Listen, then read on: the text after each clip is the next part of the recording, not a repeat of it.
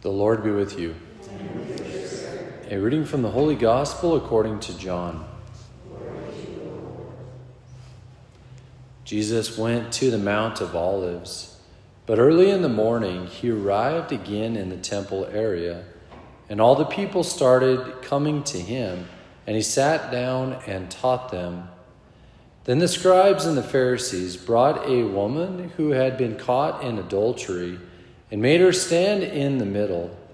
They said to him, "Teacher, this woman was caught in the very act of committing adultery. Now in the law, Moses commanded us to stone such women. So what do you say?"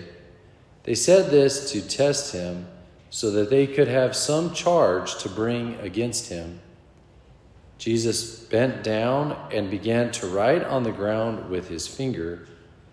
But when they continued asking him, he straightened up and said to them, "Let the one among you who is without sin be the first to throw a stone at her."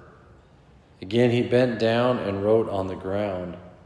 And in response they went away one by one, beginning with the elders.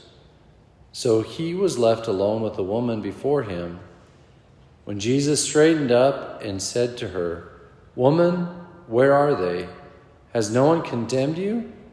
She replied, "No one, sir." Then Jesus said, "Neither do I condemn you. Go, and from now on sin no more." The Gospel of the Lord. Praise to you, Lord Jesus Christ.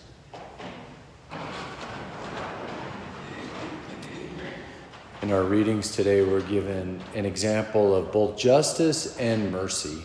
So our first reading from the book of Daniel, the saga with Susanna and the elders and their plot to stone her because they were lying about her, and the whole saga there. We see in the end, justice was served. Justice was served for Susanna. She was innocent, and that was served. Thanks be to God. It's a dramatic story. Justice was also served to the two elders that plotted to stone her. You know, they were stoned for their wickedness and their wicked deeds. So that was just as well. But in our gospel, we're given an example of mercy. So we see, as the text tells us, that this woman was caught in the very act of committing adultery. Okay, there's a guilt there, we just say. But Jesus doesn't inflict the punishment due to that sin to her, which would be stoning, as it says that the law of Moses commanded. But he enacts mercy. So and we'll talk about that. So what, justice we get, it's giving the other their due. In the sense they acted accordingly and they were served justly in the previous case. But mercy isn't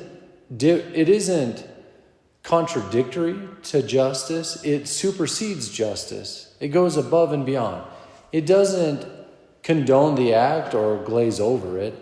It just chooses to exercise mercy in light of that, to exercise forgiveness in a sense. So we see that in our gospel today, that Jesus, he really enacts mercy upon this woman. And he does this all throughout the gospels, but this is just a real clear scene. So again, mercy supersedes justice. And I think the way to get there is through compassion. So Jesus has compassion on her. He has compassion on us. I think the fact that he took on our flesh shows that he wants to see things from our perspective, including sin. And in doing so, he's able to be compassionate. He's able to see the tendencies and the temptations and to exercise mercy accordingly. So there's compassion. But I think he also shows us how to do that. And this great one-liner when he says, let the one among you who is without sin be the first to throw a stone at her. He's showing us how to have compassion. He says, hey, put yourself in her shoes to some degree, in the sense, have have you committed sin? Oh, yeah, I've committed sin. Okay, I can relate.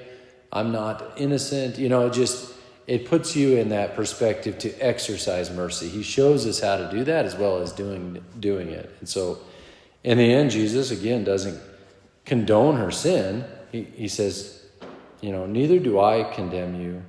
Going from now on, do not sin anymore. So it's just really a higher faculty than justice, mercy is. It doesn't contradict it. It doesn't glaze over the wrong that's being done, but it exercises compassion in the light of the wrongdoing. So Jesus does this all the time, and today he teaches us how to have mercy by showing compassion.